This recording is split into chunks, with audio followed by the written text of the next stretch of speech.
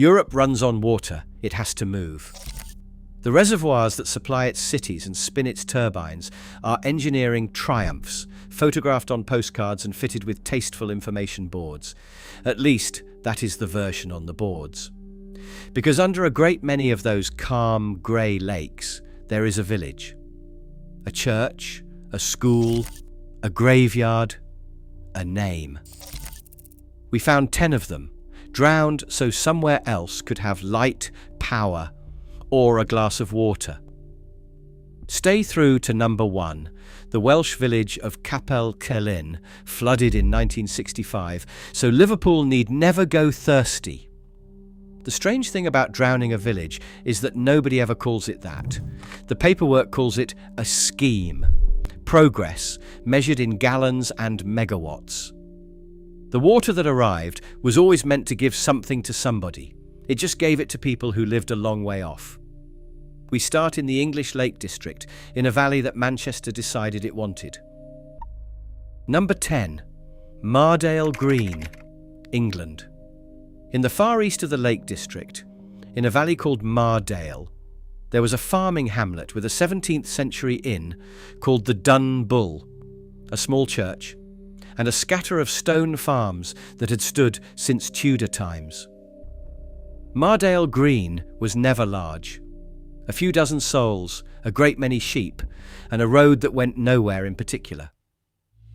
But in 1919, Manchester was growing faster than its taps could cope, and the city's water engineers looked north and saw a valley they could fill. Parliament gave them the powers, therefore the village had to go. The last service at Holy Trinity Church was held in 1935. The dead were exhumed and reburied at Shap. The church was taken down stone by stone, and the Haweswater Dam sealed the valley shut. By 1940, the water stood 96 feet deep over the rooftops. Manchester got its reservoir and 90 miles of pipe carrying the Lake District south to the mills and the kitchens. And in dry summers, when the level drops, Mardale comes back. The field walls reappear first, then the road, then the foundations of the farms, laid out exactly as the old maps remember them. People walk down to look. They photograph a doorstep that now leads into open air.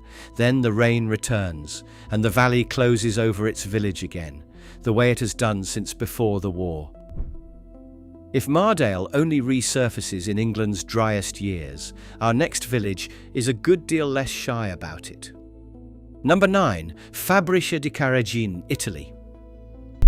High in the marble country of Tuscany, in the Apuan Alps above Lucca, there was a medieval village founded by ironworkers who came down from Brescia in the 13th century.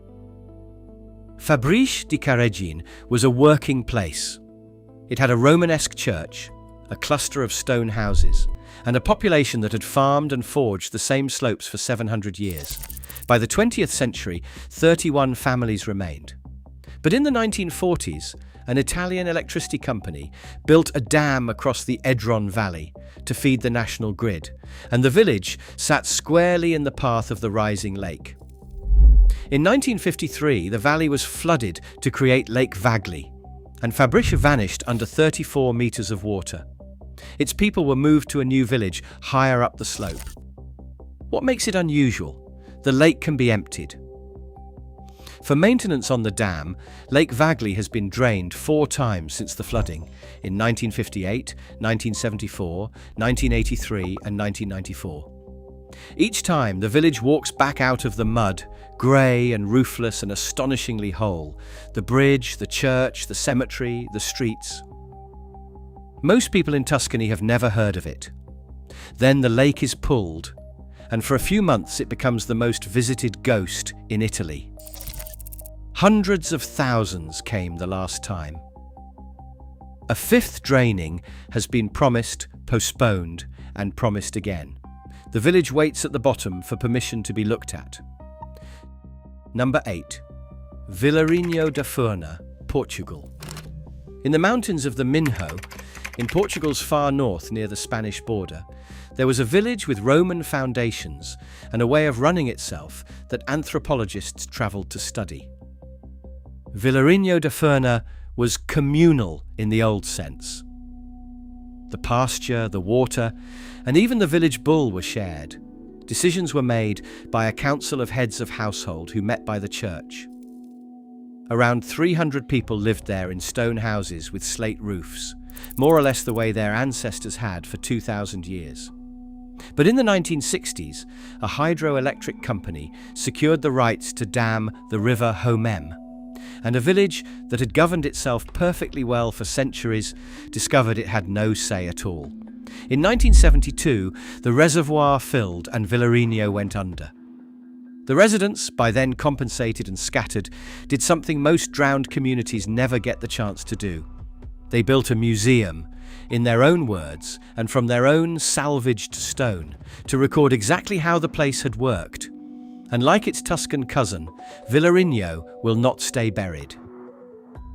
When the reservoir runs low, the grid of streets emerges from the water, the doorways and lintels still squared, a whole working democracy laid out on the lake bed for anyone who walks down to read it. Number 7. Kallio, Greece. In the mountains of central Greece, in the region of Phocis, not far from Delphi, there was a village called Kallio, and before it, a far older settlement.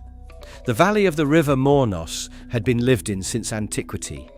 Kallio itself was a quiet farming community of a few hundred people, with terraced fields, walnut trees, and a church. Its valley was taken for a plainer reason than power. Athens, 2 hours to the east, was a city swelling past 3 million people and running out of water. But the state needed a vast new reservoir, and the Mornos Valley was where the engineers chose to put it. Therefore, Kallio was condemned. Through the late 1970s, the dam rose, and around 1980, the valley filled, sending the village beneath the surface of what is now Lake Mornos, the reservoir that still supplies the bulk of Athens' drinking water. The villagers were resettled in a new Kallio on higher ground. And every few years, when a dry winter pulls the reservoir down, the old village reappears at the waterline. And here is the part most people never think about. The water in an Athenian's glass came from the valley this village used to stand in. A whole city has been quietly drinking Kallio for 40 years and has no idea the place ever had a name. Number 6. Mediano, Spain. In the province of Huesca, in the Aragonese Pyrenees, the river Cinca runs down towards the plain through country that Spain decided, in the middle of the 20th century, to turn into a chain of reservoirs for irrigation and power. The village of Mediano stood on the riverbank. It had a square, a row of houses, and a 16th century church with a tall, slim bell tower. The people of Mediano were told the dam downstream would flood them out. But what they were not given, by most accounts, was enough warning of exactly when. In 1969, the reservoir began to fill, and the story locals still tell is that the water rose faster than promised, with the church bells reportedly ringing as the village was abandoned.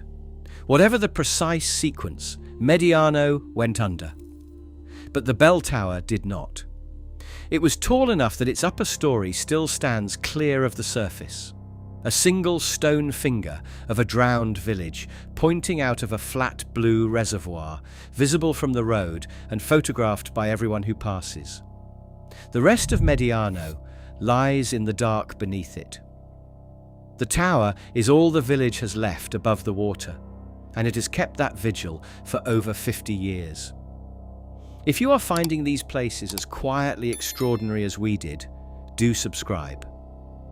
We are working our way through drowned, forbidden, and forgotten Europe, one list at a time. And there is a great deal of it left.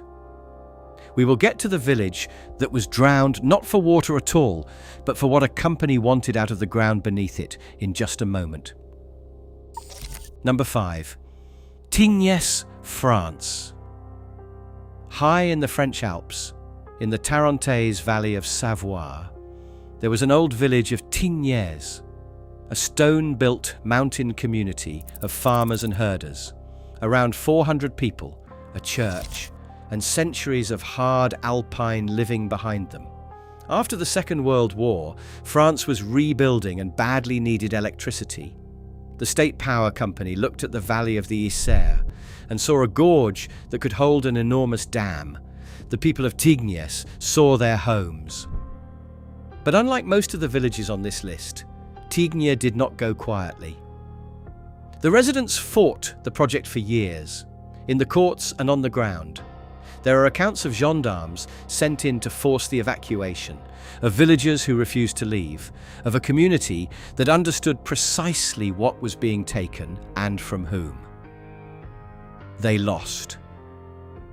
In 1952, the Chevreul Dam was completed and the valley flooded, drowning the old village under a reservoir nearly 250 feet deep. The displaced built a new Tignes higher up, which in time became a ski resort. But the old village is still down there. Once a decade, the dam is drained for inspection, and the ruins of old Tignes rise out of the lake bed for a few weeks before the water returns to cover them. On the face of the dam itself, someone painted an enormous mural of a giant watching the valley. It is hard not to read it as the village, still keeping an eye on the thing that drowned it. Number 4. Curon, in the South Tyrol, Italy. In the German-speaking far north of Italy, near the Austrian and Swiss borders, there were two villages in a high alpine valley, Graun and Curon, sitting between two natural lakes. The people here spoke German, farmed the thin mountain soil, and had done so since the Middle Ages.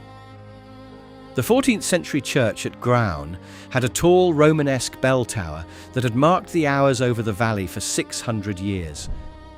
But in the 1940s, an Italian electricity company proposed merging the two lakes into one large reservoir for hydroelectric power. The plan would raise the water by 22 meters and drown both villages. The residents, many of whom could not even read the Italian documents they were being asked to sign, fought it. They appealed to the regional bishop. They appealed to Rome. The work went ahead anyway, accelerated after the war, and in 1950 the valley was flooded. Around 160 buildings went under. Hundreds of families were displaced. The church was demolished, all of it but the bell tower, which was a protected monument and could not legally be knocked down. So they left it. And it is still there, standing alone in the middle of Lake Reschken, a stone tower rising straight out of a flat alpine lake with the mountains behind it, one of the most photographed objects in the Alps. In winter, when the lake freezes, you can walk out across the ice and stand at its base. If every drowned village only cost a village, this would be a simpler list. The one at number 1 cost a country something it is still angry about. Number 3. Geamana, Romania. In the Apuseni Mountains of Transylvania, there was a village called Geamana, around 400 families, a valley, and an Orthodox church with a white spire. Geamana was not drowned for water, and it was not drowned for power. It was drowned for copper. But here is how. In the 1970s, the communist government opened an enormous open-cast copper mine at nearby Rosia Poieni. And a copper mine on that scale produces a vast quantity of toxic waste, a slurry of chemicals and tailings that has to go somewhere. The regime decided it would go into the valley of Geamana. From around 1978, the villagers were told to leave, and the valley began to fill, not with clean water, but with the poisoned runoff of the mine. The lake that formed is not blue. It is a shifting, oily palette of rust red, sulfur yellow, and pale turquoise, beautiful and dead, the colours of the metals dissolved in it. Most of the village is gone beneath it. But the church spire still rises out of the toxic water, leaning slightly, the cross still on top, ringed by the chemical lake that swallowed the rest of the parish. A handful of elderly residents reportedly still live in houses on the slopes above the waterline, watching the tailings creep a little higher each year.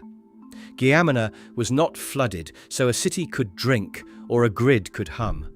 It was flooded so a mine could keep digging. The water that drowned it was the whole point. Number 2. Llanwddyn, Wales. We finish this list in Wales, with 2 villages and 1 city. Llanwddyn was a Welsh-speaking village in the hills of Montgomeryshire, in mid-Wales. It had a church, 2 chapels, 3 inns, a mill, and some 400 souls living and working in the valley of the River Furna. It was, by every account, an ordinary and self-contained Welsh community. But in the 1870s, the city of Liverpool, across the border in England, needed water. A great deal of it. Liverpool's engineers surveyed mid-Wales and decided the Furna Valley would make an excellent reservoir. Parliament agreed. And so Llanwddyn was condemned, its buildings demolished, its dead exhumed and moved. A great stone dam went up, the first large masonry dam in Britain, and by 1888 the valley had become Lake Furna, sending Welsh water 68 miles by aqueduct to the taps of Liverpool. The villagers were given a new Llanwddyn, rebuilt below the dam. Now, remember the calm grey lakes from the start of this list. Lake Furna is one of the prettiest in Britain, a Victorian Gothic straining tower rising from the water like something out of a fairy tale, ringed by forest, photographed without end. Almost nobody who photographs it knows there is a village underneath, or that it was drowned so a city in another country could turn on a tap. And Liverpool was not finished. Number 1. Capel, Celyn, Wales.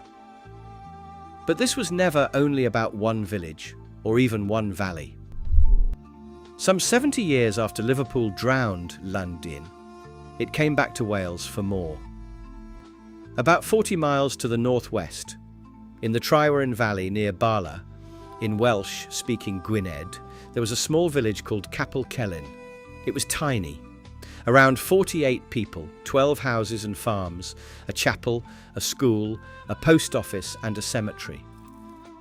It was also one of the last entirely Welsh-speaking communities of its kind, a living example of a culture under pressure. The children taught in Welsh, the chapel the centre of everything. In 1955, Liverpool City Council announced a plan to flood the Tryweryn Valley to create a reservoir, Celyn, to supply the city and its industry with water. And Wales said no. This is the part that makes Capel different from every other village on this list. The opposition was not just local, it was national. The village fought, the county fought. 35 of the 36 Welsh members of Parliament voted against the bill. Not a single Welsh local authority supported it, and it did not matter. In 1957, Parliament in Westminster passed the Liverpool Corporation Act, which authorised the flooding. It meant Liverpool needed the consent of not a single Welsh body to drown a Welsh valley. The villagers had marched through the streets of Liverpool the year before, carrying banners that asked the city to be a good neighbour. They were jeered. The decision stood. Construction went ahead. Some of the anger turned to sabotage, with a transformer at the dam site bombed in 1963, and on the 21st of October 1965, the dam was officially opened. The ceremony was meant to be dignified. It collapsed into protest, the microphone cables cut, the crowd refusing to let the dignitaries speak, the whole thing abandoned within minutes. The chapel was gone, the school was gone, the graves had been moved, the valley filled, and Capel disappeared beneath Celyn, where it remains. But the drowning of one tiny village did something Liverpool never intended. It became the moment modern Welsh nationalism found its voice. Within a year, Plaid Cymru won its first ever seat in Parliament. The words Quench Tryweryn, remember Tryweryn, were painted on a ruined wall near Aberystwyth, and they are still repainted to this day. a national slogan born from a flooded hamlet of 48 people. In 2005, 40 years on, Liverpool City Council formally apologised for what it had done. The water is still there, so is the apology. And so, every time the level drops, are the walls of Capel Celyn surfacing in the shallows at the head of the lake, the only village on this list that drowned and took a country's patience down with it. 10 villages then, drowned in England for Manchester, in Greece for Athens, in Wales for Liverpool, in Italy and Portugal, and France for the grid, and in Romania for a mine that wanted what was under the ground. Every one of them is still down there. Most come back now and then, when the summers run dry and the levels fall, and people walk down to photograph a doorstep, or a bell tower, or a leaning cross, and then the water closes over them again. Go back to the start of this list, to those calm grey lakes with their car parks and their tasteful information boards. You will look at the next one a little differently. Somewhere under most of them is a square, a church, a name, and a community that was asked to disappear so that somebody else, somewhere they would never see, could turn on a tap or switch on a light. There are more of these. There are always more. Subscribe, and we will go and find the next 10 together. Thank you.